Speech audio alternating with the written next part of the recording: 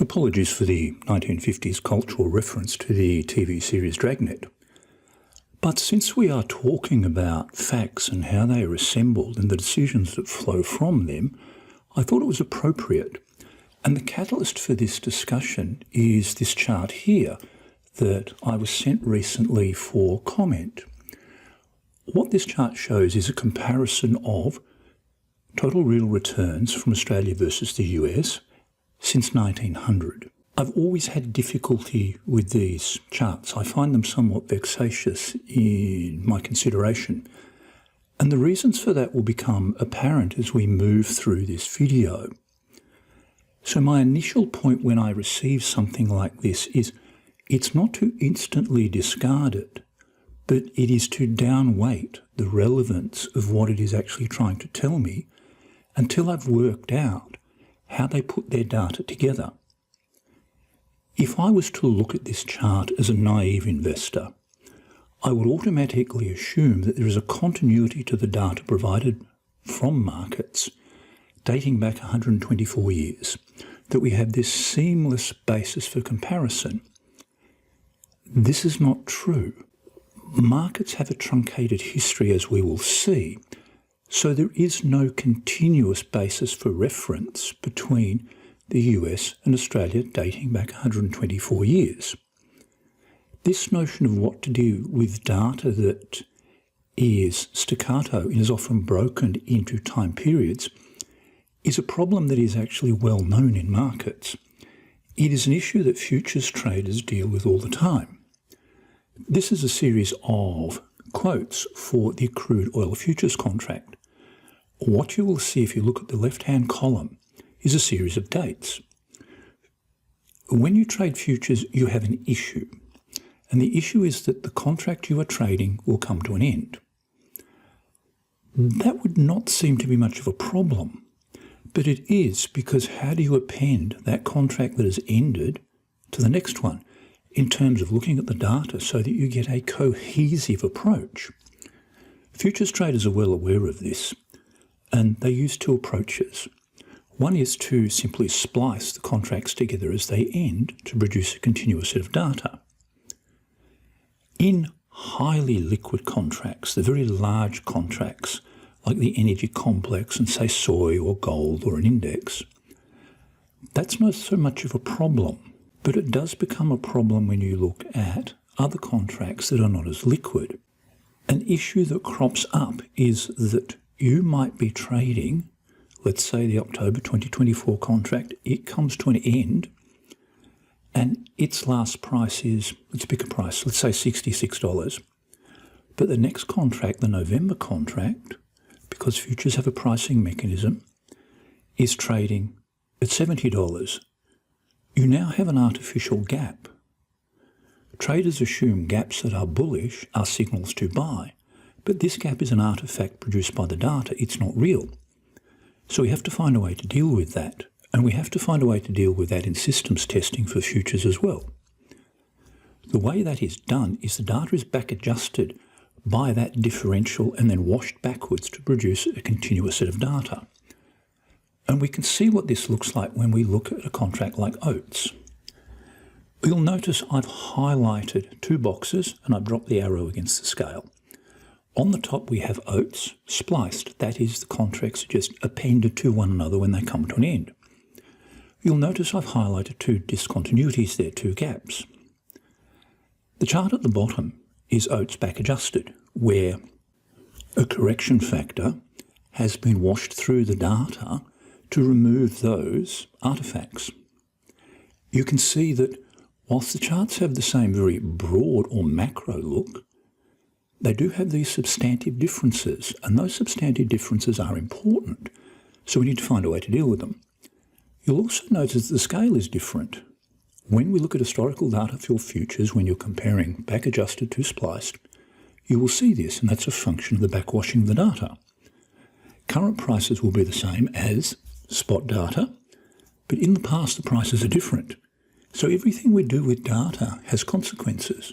It alters what we see, and therefore it alters any conclusion that we might actually make from the data. But if we come back to this original chart. My problems arise instantly when I look at it. And there is a little bit of a history lesson in this, as there is in all of my videos, because if you do not understand the history of markets, you will make silly errors. You will not be aware of things that should be obvious to you. My first problem is the start date. And here's where a little bit of Australian history comes in. Up until the 1st of the 1st, 1901, Australia was a series of separate colonies. They had their own separate tax policy, their own separate immigration policy, their own separate defence policy. The problems that have arisen from that continue today with the way we try and run our federation. So any chart claiming to represent Australian data from 1900 runs smack into the problem of history. Australia did not technically exist in 1900. It only came into being in 1901. However, because they were a series of separate colonies, each colony did have its own separate stock exchange, with its own rules, its own quotation system.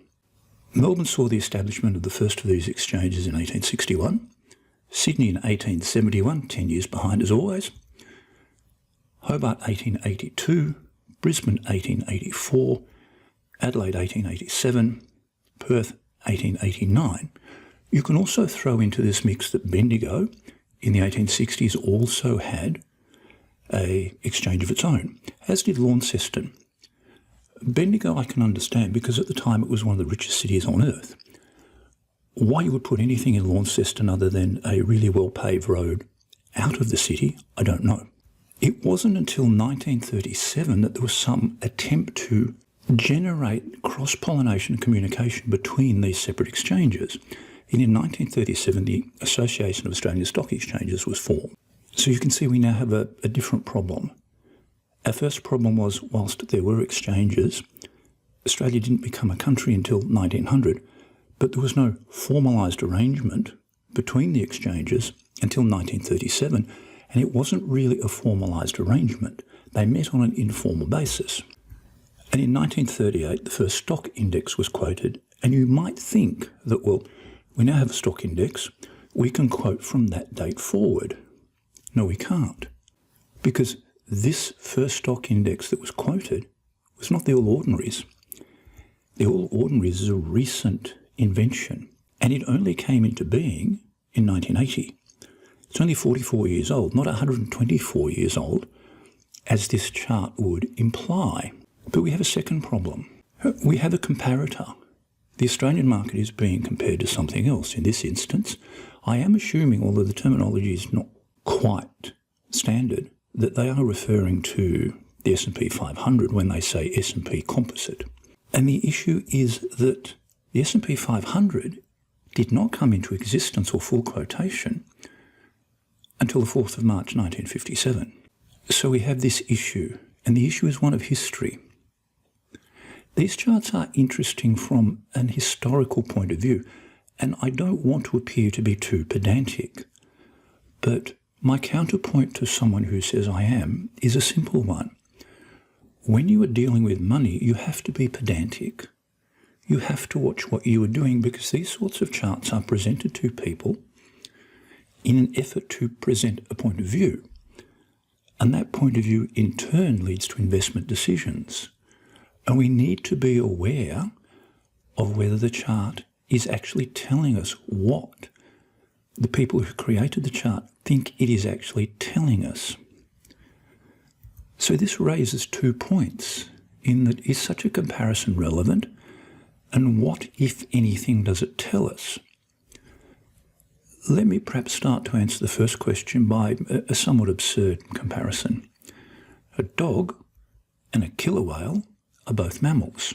Your average dog weighs, I don't know, somewhere between 10 and 20 kilos. Your average killer whale is an aquatic mammal that weighs between 3,000 and 4,000 kilograms. They are both mammals under the technical constraints of the definition. But can you make a comparison between the two outside of that broad idea? My argument in part is no, you can't. And that argument extends to this notion of comparing indices. One of the things we have to be aware of is the relative positioning of the Australian stock market. What I've done here is generated a list of the world's top 20 markets. As you would expect, US markets dominate. US markets make up on any given day, let's pick a number, probably almost 50% of world market capitalisation.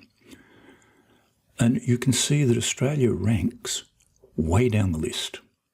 We rank behind Taiwan and only just above the economic powerhouses of South Africa and Tehran.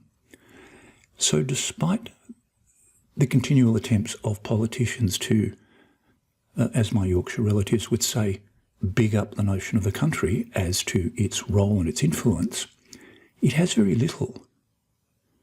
If I was to return to my somewhat awkward comparison of a dog and a killer whale, Australia is a small schnauzer. The US is a killer whale. Is it relevant to compare the two? And again, I come back to the answer of no. Further to this, I went through a list of the world's largest companies by market cap. And I found this neat little list that compared the top 100. And this is the top 10. And these are all names you will recognise. The one that is interesting in here is Saudi Aramco, which is very, very interesting, as is TSMC from Taiwan. I looked through the list looking for an Australian company, and I couldn't find one until 91, Commonwealth Bank. So what do we draw from this? Well, we draw from this that Australia will never produce a company like Apple, Microsoft, Nvidia, Amazon, Alphabet, Meta, and the like. It just won't. So we're stuck with a very large monolithic bank at 91. Hardly innovative, hardly dynamic. However, the thing to be careful of here is I don't want people to take away the notion that there are no opportunities in the local market. There are. You just have to understand where they are and how the local market sits in reference to other markets in terms of investment opportunities and how you should go about comparing them for opportunities. I did this very rough and ready list of 2-year percentage changes of this gaggle of stocks on the ASX. And as you can see, there are extreme opportunities. But these opportunities that exist locally are not these that exist in the US. They're of a very different character. My view is, and I've stated this view quite clearly before, that the Australian market is a special situations market. It is not an investment market. It is not an innovation market. It just isn't. Once you get your head around that, you begin to understand whether the comparison is relevant, but more importantly, where to look when one is comparing markets before you make a decision to commit capital. So we come back to this.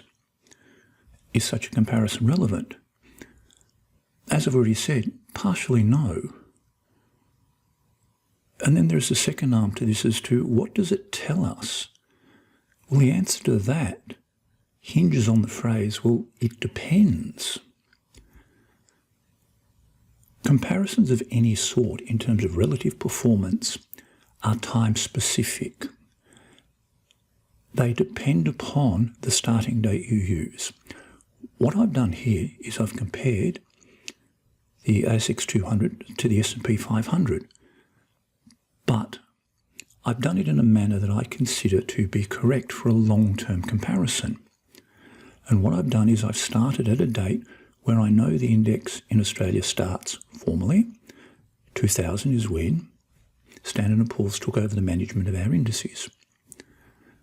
And I've compared that to the S&P 500 because I know it has been quoted since 1957. So I know there is integrity within data. So any decision that flows from this, I can have some degree of confidence. I won't say correct, but is based upon the correct use of data.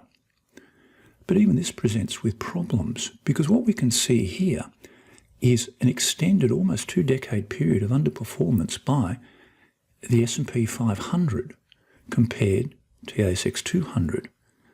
But there's a problem with this, and I've mentioned this problem before. The front-loading of very good returns has a carry-on effect that carries on through subsequent data, often for decades. I mentioned this in the context of Berkshire Hathaway. Berkshire Hathaway's long-term performance comes about as the result of very good performance 5 decades ago. Its performance for the past 3 decades has been very ordinary, but it is being carried on by adding this data back into the system. This is how averages work. They take all data and then average that. So what we can see here is from 2002 to the GFC, the Australian market performed very well. It is that outperformance there that enables the Australian market to continue outperforming on a relative basis, apparently, the S&P 500 until 2020, until the COVID bust. But there's a problem. If I alter the start dates, I get a vastly different picture. So if I walk forward a decade and that washes out the performance from 2002 to up to the GFC, then I get a very different look. And there's a clear outperformance of the S&P 500, and this is what we are aware of and what we know to be true. Our initial data presents to us a picture that is semi-correct, but is start date dependent. Roll the start date around and you get a very different view. If I roll it forward another 10 years, I get a different view. But the question that is most relevant to me, because here I'm comparing the ASX 200 to the S&P 500, is that a fair comparison? And I'll come back to my judgment of no. Because the Australian market is not the US market. Again, we are comparing a dog to a killer whale. So what do we compare it to? Well, if Australia is a special situations market and is dependent upon these sorts of stocks and these sorts of returns, then surely we should look at that as our comparator. And so whilst it is difficult to find an exact comparator, it is problematic. What I did just for interest's sake, and I did not know I had a vague idea what the outcome of this would be, but I didn't think it would be so extreme. I compared the S&P ASX 300 Metals and Mining Index to the S&P 500. And you get this marked outperformance by our mining sector and our metal sector. That's to be expected. That's the basis of the Australian economy, but it's also the basis of the speculative element within the Australian market. It is where the gains come from in the Australian market. We've spoken about this before. Gains in our market will not come, in terms of outlier gains, gains that make a difference to your life, from the ASX 200. It will come from inside here. It will become from the De Greys, the Chalice, the Pilbara, the Paladin, all of those. But that presents an issue, and a problematic issue. They require you to be a trader and to have the skills of trading, which means you need to be able to identify them. Not that hard. Can be done by anyone. And management, very hard. You need to learn that skill and be given it. So I think this is a fairer comparison.